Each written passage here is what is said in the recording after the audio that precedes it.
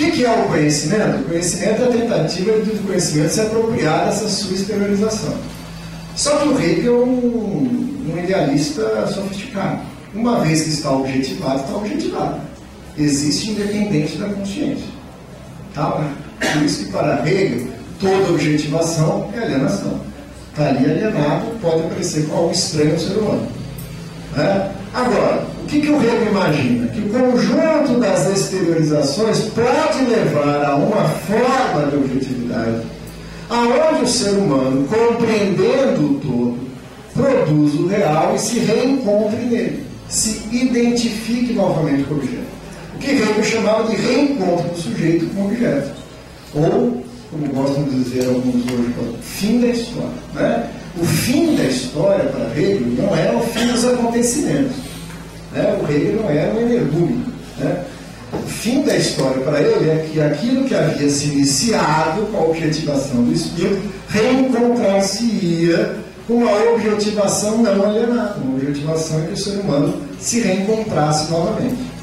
Que não era o estado prussiano, como as pessoas gostam de dizer, né? Eu mesmo achei apresentado em certo momento, mas era o Estado, mais precisamente aquilo que abriu-se a possibilidade para a Revolução Francesa. Né? Quer dizer, a ordem moderna, a ordem burguesa, abria a possibilidade para esse fim. Ora, esta ideia de sistema não está em Marx. De certa maneira, a superação dialética que Marx realiza em Hegel é uma recuperação do método em Hegel, mas não uma aceitação do seu sistema.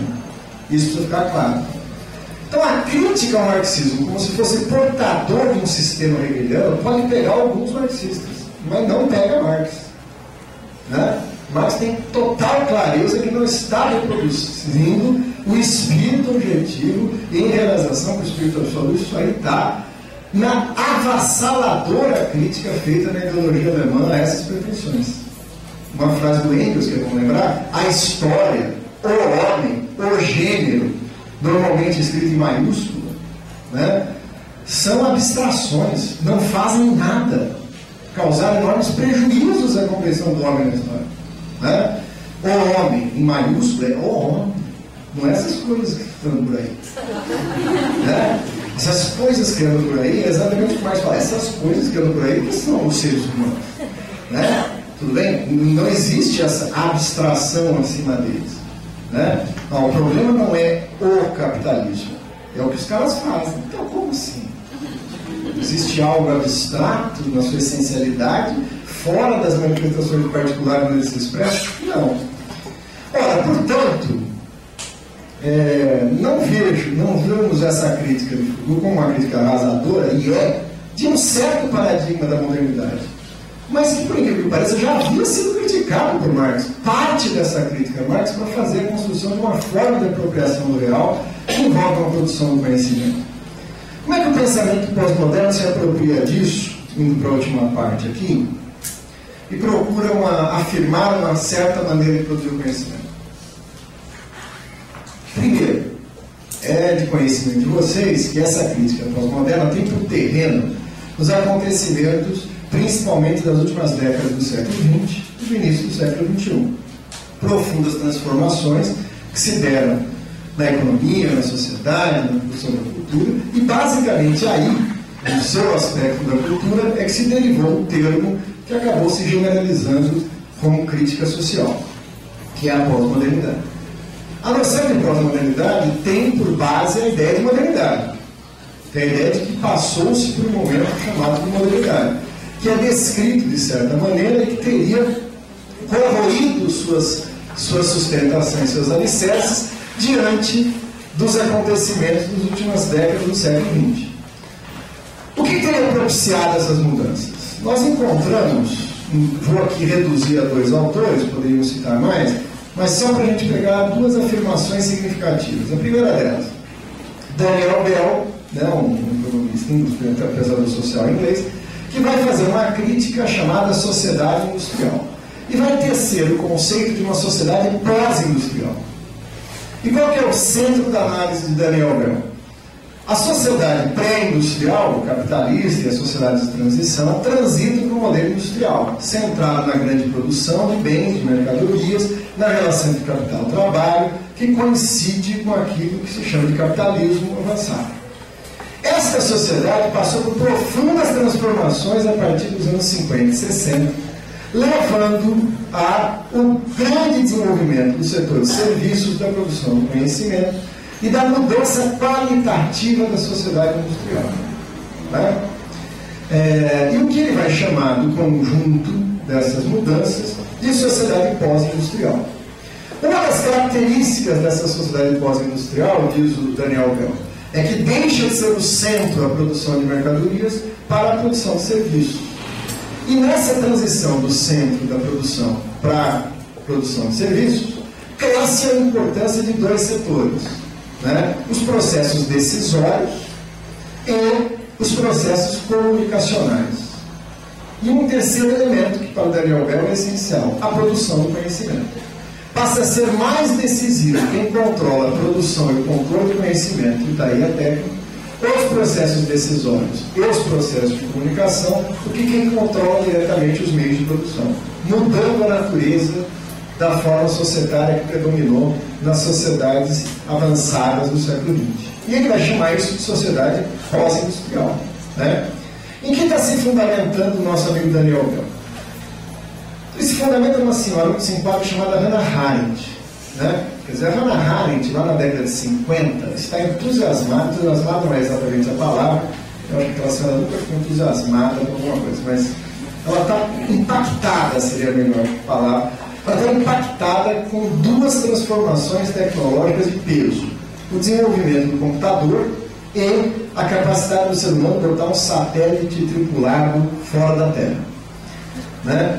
Essas duas coisas técnicas impactam Hannah Arendt da seguinte maneira: o desenvolvimento da técnica consegue fazer com que o ser humano saia da Terra e consegue, através do computador, criar as condições materiais para superar o mais antigo fardo da humanidade: a submissão à necessidade, o trabalho. Né? Quer dizer, aplicado esse desenvolvimento tecnológico à produção de bens, a humanidade desenvolve aquilo que ela buscou a vida inteira: superar a necessidade do trabalho. Certo? Com mediação para a natureza, para a produção de bens e satisfação da necessidade. É um ditado chinês, né? Cuidado com o que você deseja, porque pode se realizar. Então, você não procurou isso a vida inteira, a humanidade deu parabéns, conseguiu. Ora, se fosse só essa constatação de Hannah Arendt, a gente devia ficar contente, né? Então, quer dizer que então vamos só trabalhar. Não é isso? A gente ia juntar todo mundo e cantar como aquele cantor: trabalharem assim, negócio mesmo é você, e vamos fazer outra coisa, né?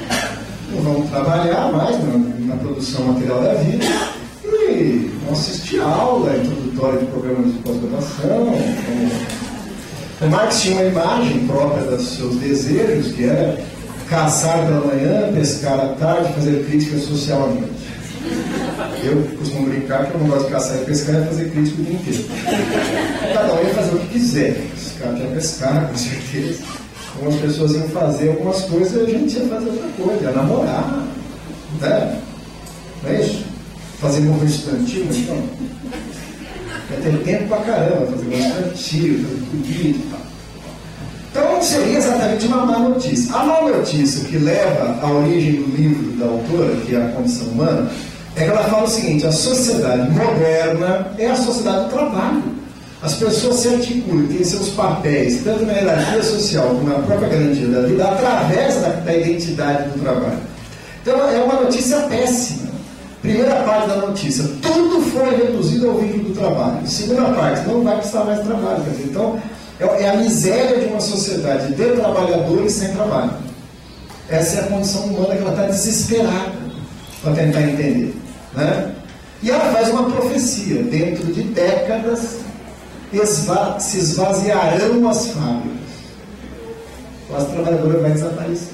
Quando ela fala isso na década de 50, essa profecia dela caiu num certo descrédito nas décadas imediatas. Né? A produção industrial cresceu, nações se industrializaram, as fábricas se encheram, então ficou meio vazio. Só que essa ideia, nos anos 70, na passagem dos anos 70 para os anos 80, e no contexto da crise do capital, retoma, né? Daniel Bell vai pegar ali. Por outro registro, Habermas vai registrar isso no pensamento, né? No seu discurso da modernidade, né? Num excerto em que ele fala do envelhecimento do paradigma do trabalho. Então, o ponto de partida do pensamento pós-moderno é a aceitação de que as mudanças na sociedade capitalista na década de 70 e 80 caminhavam para uma alteração profunda da sociabilidade, onde a característica central era o deslocamento da esfera da produção para outras esferas.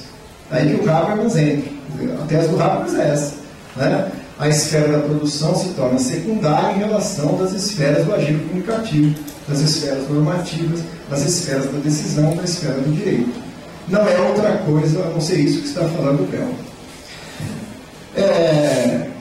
E ele tira conclusões, inclusive, para a questão da cultura sobre isso, né? Numa mescla de vamos dizer assim, pessimismo e constatação, né?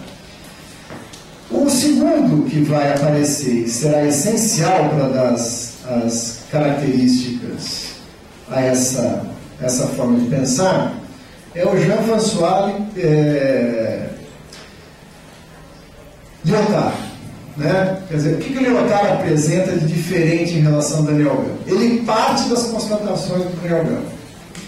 Ambos, tanto Daniel Bell como ele, vão partir do termo pós-industrial, mas vão estar refletindo, no caso do Lyotard mais diretamente, a expressão disso na cultura, né? Até que ponto pode-se falar ainda na arte em modernismo, ou até que ponto o modernismo foi superado por algo além dele. O que é isso que vem além dele? É algo que vem depois, algo que vem depois é pós, então é o pós-modernismo, né? Mas sim ainda uma preocupação conceitual, dizer o que é isso e tal. Mas na cabeça do Lyotard, isso se apresenta como uma consequência enorme na questão do pensamento da cultura. Por quê? Porque os paradigmas próprios da modernidade estão em crise, né? A sociedade não se expressou tal como esses paradigmas esperavam ter captado. A sociedade não mais será aquela sociedade industrial, homogeneizada, articulada, em sistemas, etc. Então o Lyotard acredita que tem duas escolas de pensamento que tentaram explicar o mundo por essa base e não conseguem. Uma que é a teoria dos sistemas, ele vai se recorrer diretamente ao Parsons, né? E vai derivar daí desde Comte até McLuhan, e a outra é o marxismo. As duas basearam-se nisso e falharam em compreender a realidade, né? Porque haviam como sistemas fechados, ordenados, que caminhavam no sentido, seja para a sua autoaperfeiçoamento e melhoria, seja pela contradição que levaria à necessidade de superação, ambos erraram. Boaventura de Souza Santos, no seu Pela Mão de Alice, chega a ser mais peremptório. Ele chega o seguinte: de todas as teorias explicativas da sociedade, e ele está se referindo basicamente a Durkheim, Marx e Weber, Marx seria aquele que errou de forma mais espetacularmente, né? Nenhum desses paradigmas dá conta do que está colocado. Ora, mas o que é que está colocado que está deixando o ser humano tão perplexo, tão indeciso diante de se há um paradigma para explicar e compreender a realidade e transcrevê-la através de conceitos, categorias, de produção de conhecimento, que dessem instrumentos, por sua vez, de intervir na realidade, né? A sociedade parece ser sem sentido, porque ela, na verdade, não tem sentido, né? E o erro desses paradigmas é tentar captar isso numa estrutura lógica de sentido, numa intencionalidade. Segundo, o que acontece nessas transformações chamadas pós-modernas é que elas materializam algo mais próximo do real, que é essa fragmentação, né? A quebra da centralidade da produção, da fábrica, fordista e tal, leva a uma pulverização da sociedade, interesses aislados, uma atomização, nas palavras de Lyotard, né? Isso faz com que a percepção dos seres humanos sobre o mundo fique também essa pulverizada. Fica um jogo de linguagens. Né? O termo que o Lyotard usa é o seguinte: é um paradigma das partículas da linguagem. Cada um dos fragmentos que foi pulverizado do todo social tem um jogo de linguagem que é compreendido porque é compartilhado pelos que participam do jogo, mas que não se refere aos outros que participam de outro jogo e, portanto, tem outra linguagem.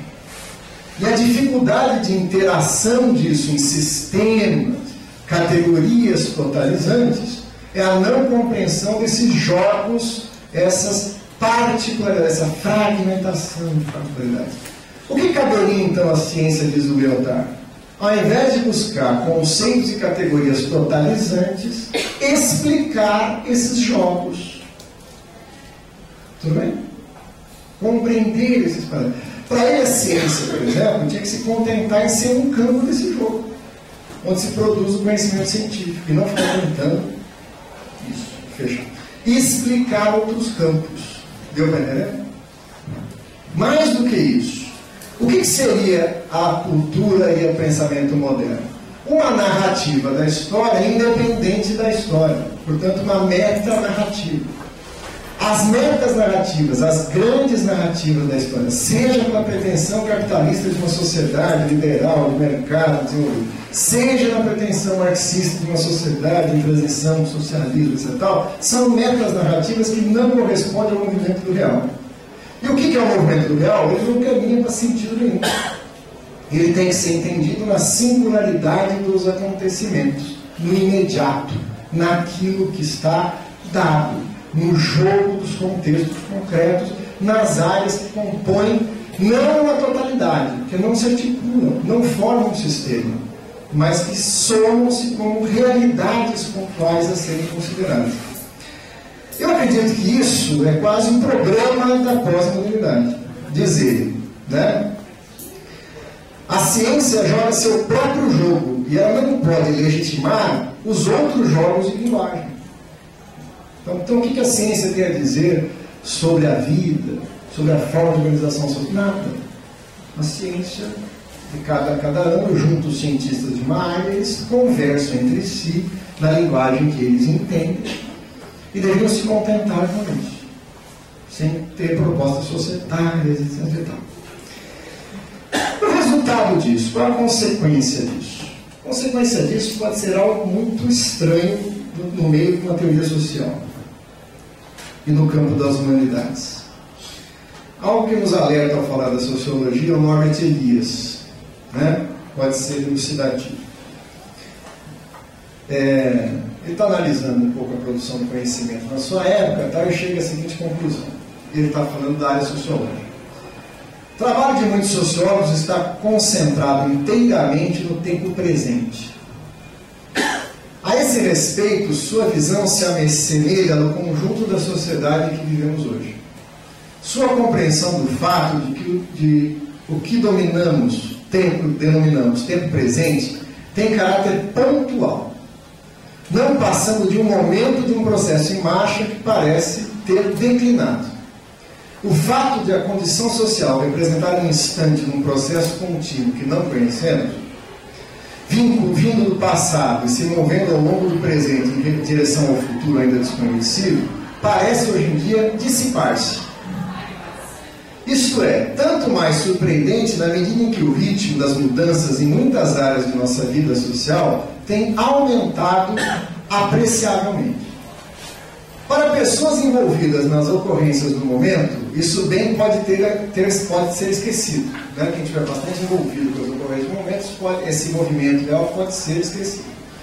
No entanto, entretanto, os fatos com que os sociólogos e outros cientistas sociais se preocupam dificilmente poderão ser entendidos e certamente não serão explicados se a diferença experimentada entre o presente e o passado não for nela projetada. Se os tempos presentes não forem percebidos como têm sido isoladamente. Assim, a reconstrução na forma de modelos no processo que conduz o passado ao longo dos nossos poucos dias daqueles que estão vivos ao futuro parece ser hoje uma tarefa indispensável à teoria social. O que ele denomina de presentismo. Então vocês podem me ajudar aqui nessa conclusão. O que nós temos presenciado na produção do conhecimento e nas nossas pesquisas ultimamente? Ultimamente, assim, final do século passado, início desse século. Os grandes temas foram identificados como metas narrativas. Análises conceituais, categoriais, que não dizem respeito à vida. E foram, pouco a pouco, sendo substituídos por temas pontuais. Vocês estão dando para entender? Então, eu não quero entender a formação social brasileira, como quis um dia Caio Prado Júnior, como quis um dia Florestan Fernandes, ou mesmo Sérgio Buarque de Holanda, ou Celso Furtado. Eu quero entender como funciona a intervenção desta prática nesse contexto, no mês de fevereiro à tarde. É isso, eu vou me contentar em fazer isso. Certo? Não na perspectiva de que essa compreensão desse momento particular se some com o esforço coletivo e revele assim, não. Mas é a minha contribuição sobre isso. O meu olhar. A palavra olhar apareceu nas nossas teses e dissertações com impressionante. Tudo é um olhar. O meu olhar. A frase que vem logo abaixo é isso. Não cabe no modesto esforço desse trabalho.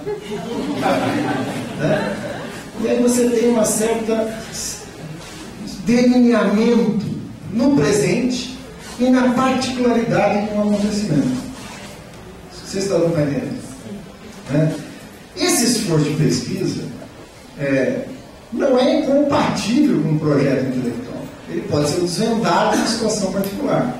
Tem uma coisa que os marxistas não devem se assustar, é com o bom estudo de uma particularidade. É excelente. Acontece que isso costuma ser desvinculado de um projeto intelectual que compreende essa particularidade pelo arcabouço de uma compreensão de totalidade, uma compreensão de movimento.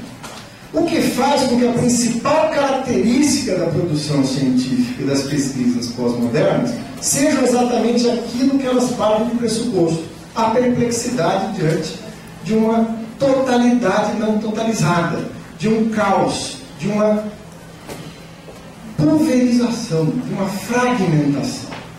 Tudo bem? Só que aí funciona um mecanismo que é transformar o problema em virtude. Vocês estão aprendendo isso? Quer dizer, meu salário baixou, tive que sair da minha casa, comprar uma casa menor, não deu para pagar a TV a cabo, mas é bom porque a gente está mais junto. Não é isso? Aquela vida era artificial, não permitia uma interação verdadeiramente humana, agora a gente está conversando mais. Diante da catástrofe, você vai tentar achar um jeito de transformar isso em virtude. Então, o mundo está caótico, fragmentado, as metanarrativas falharam, o futuro parece não ser visualizado, eu não compreendo mais o passado. E é assim mesmo, veja bem. É bom. Eu não sou o cara mais que tenta apropriar o real violentamente no esquema compreensivo. Eu vivo. Não sou eu que me navega o mar. Eu vou,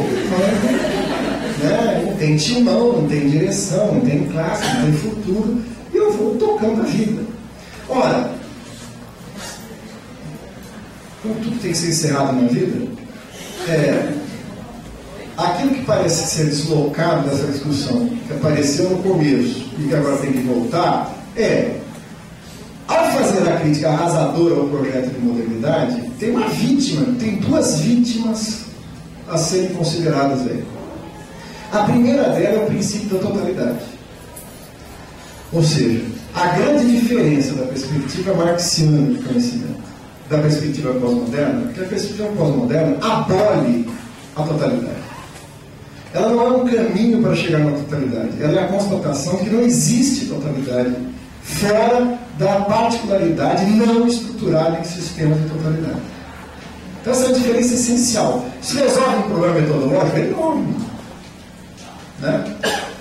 Isso deriva um fato preocupante, paradoxal, mas muito interessante. A radicalidade com que a pós-modernidade destruiu os paradigmas da modernidade esconde uma identidade.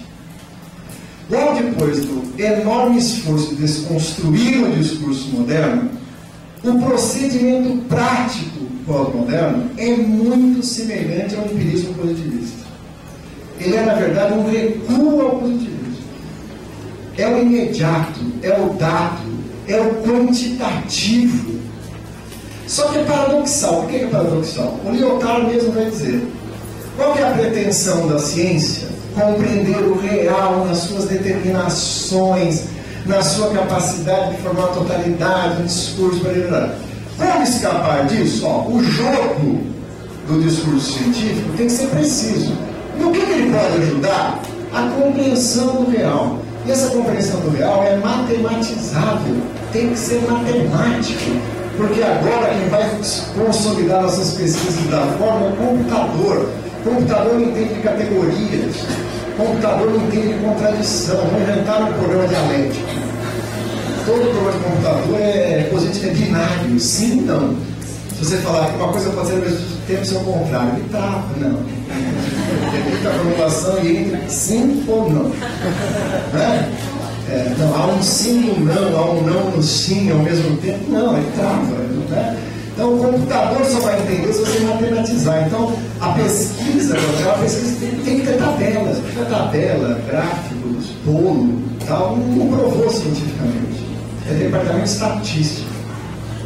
O segundo elemento associado a isso é o oposto disso, mas está profundamente associado a isso.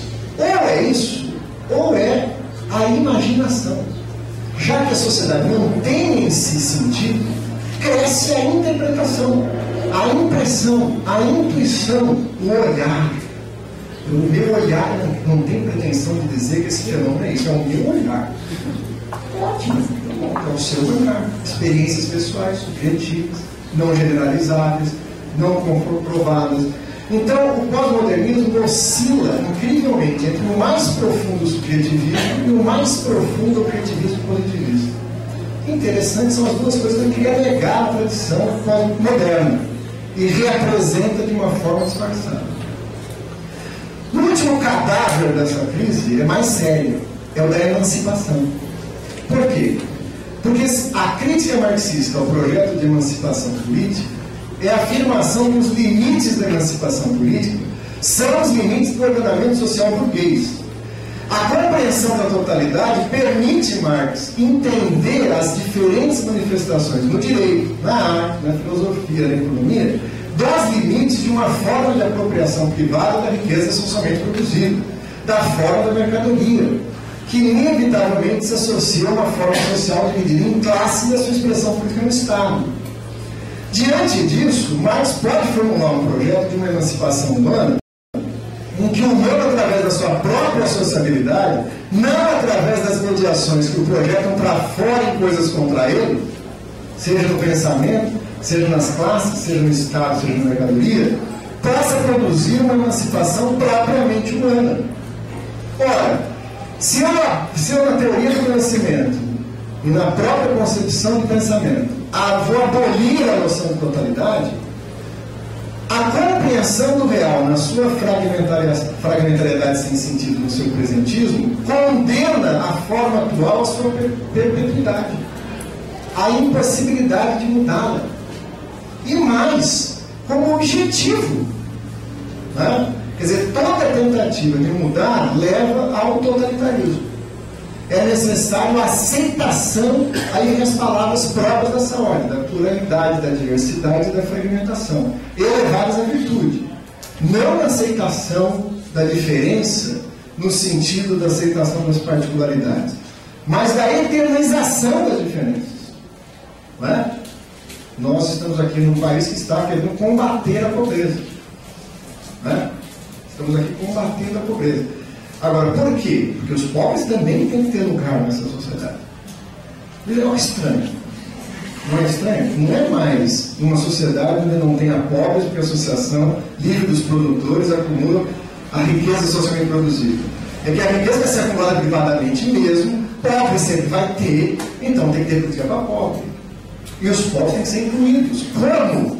Via consumo, rendinha, consumo e tal, e vira classe média. Então, essa forma de pensar o mundo eterniza o presente. Vocês estão entendendo? Aquilo que aparece como presentismo na teoria do conhecimento e na pesquisa pós-moderna é, na verdade, o quê? A eternização dessa forma que quer ser apresentada como insuperável. Não é? Portanto, os dilemas da produção do conhecimento, da pesquisa, nos nossos tempos, são, por incrível que pareça, dilemas de uma velha situação. Talvez o verniz ideológico mais perverso dessa forma atual estabelecida é apresentá-la como nova. Veja, nós estamos numa nova forma de um velho problema. Sem compreender as raízes desse velho problema, não entenderemos a nova forma. Certo? E isso corre o risco de aceitá-la como inevitável, perpetuando, eternizando-a. Né? Nós estamos numa época onde se expressa com toda a clareza os limites da emancipação política. Portanto, estamos em época de pensar em emancipação humana. Estamos numa época em que a categoria da totalidade está sendo atacada e aonde a totalidade está mais do que nunca presente. Estamos muito próximos daquilo que Marx, na ideologia alemã, chamou de um modo de produção universal, de uma história universal, de uma cultura universal, de um ser humano universal. E é o momento onde se radicalizam os particularismos, né? As identidades, as especificidades. Esse movimento não deixa de ter elementos positivos, mas ele acaba tendo um saldo profundamente negativo. Interessantemente, é isso que nós temos que ter cuidado, ele não se apresenta como reacionário. Na luta contra o marxismo, o pensamento conservador tinha que se afirmar como conservador. Bem-vindos à época da ideologia cínica. O pensamento conservador se afirma como progressista. E o pensamento marxista é afirmado como retrógrado. Há uma inversão ideológica aí. Certo? Tudo bem? O Brecht tem um poema que diz o seguinte: estava eu numa montanha quando vi vindo em direção a mim um grande cortejo. E nesse grande cortejo vinham pessoas que gritavam: viva o novo, saúdem o novo, sejam novos como nós. Mas era o velho que marchava travestido de novo. E o velho que marchava travestido de novo trazia preso o novo, mas o apresentava como velho fosse. E continuava gritando: sejam novos como nós, saúdem o novo, vejam o novo. E assim passou a pedra rolando com a mais nova inversão. Gorilas batendo no peito como se fossem os sons da mais nova sinfonia. O fogo anunciado com a mais recente descoberta. O velho apresentava-se como fosse novo. O novo, mesmo preso e coberto de velharias, mostrava o vigor de novo que era, mas era escondido e abafado pelos gritos: viva o novo, sejam novos como nós. Esses gritos ainda se ouviriam se não fosse o troar dos canhões que anunciavam a velha guerra novamente. Bem.